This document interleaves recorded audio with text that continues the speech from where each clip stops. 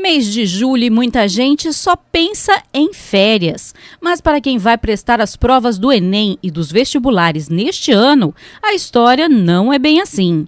É bom descansar, mas é preciso manter o foco nos estudos. E uma das maiores preocupações dos estudantes é a redação. Afinal, uma boa redação pode garantir melhores pontuações ao candidato. Mas o que é preciso para escrever uma boa redação?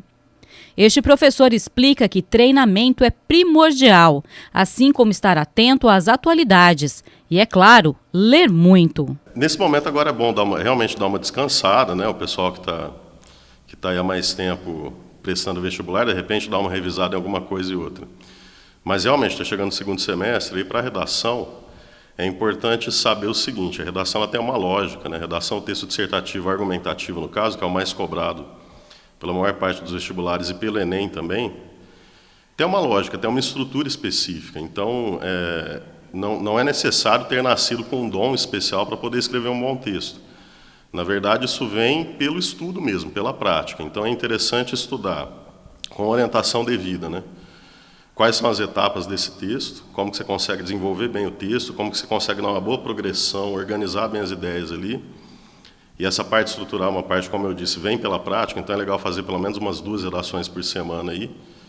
E além disso, né, que seria a segunda parte, ter bons argumentos em relação a assuntos que são sempre mais atuais. Então, a gente tem sempre que procurar informação em fontes que são mais confiáveis e comparar essas fontes também.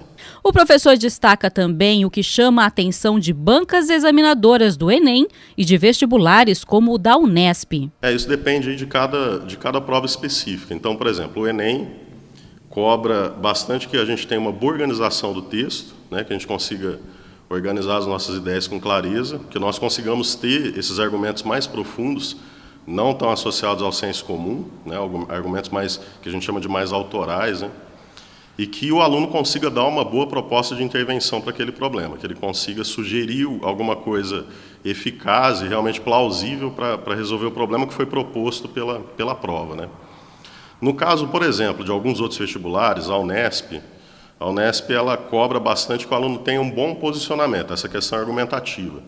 A Unesp ela cobra, em geral, temas que nós chamamos de unilaterais, porque ou você é contra ou você é a favor, como foi o caso agora no meio do ano em relação ao porte de armas, né, que foi o que a Unesp cobrou. A dica, então, é praticar, pesquisar muito e ler, inclusive, as obras literárias brasileiras, que, segundo André Branco, podem oferecer referências à nossa cultura e, principalmente, à nossa história, promovendo, assim, conhecimento para expor argumentos também em temas da atualidade. A leitura, sim, em amplos sentidos, inclusive. Não só a leitura, claro que de atualidades, ela é sempre muito bem-vinda, uma leitura profunda, né?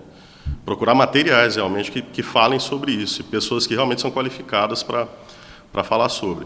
E junto a isso, a própria leitura também de obras específicas da nossa literatura, elas ajudam bastante a aprofundar a argumentação também. No sentido de que algumas dessas obras, elas trazem para a gente o que nós somos enquanto brasileiros, na condição de brasileiros, né? Essas obras, elas trazem bastante da nossa identidade. Então, por exemplo, para falar sobre racismo, é legal aprofundar o nosso ponto de vista, percebendo que o racismo é algo que tem um fundamento histórico, né, que é instituído historicamente aí na nossa realidade, e existem obras que falam sobre isso. Então, por exemplo, a gente consegue associar essa discussão do racismo a obras como Curtiço, do Olísio Azevedo, Memórias Póstumas de Brás Cubas, que é do Machado de Assis, quer dizer, são obras lá do século XIX, mas que trazem argumentos bem profundos para discutirmos temas que são atuais aí até hoje, né? Que são bastante relevantes também.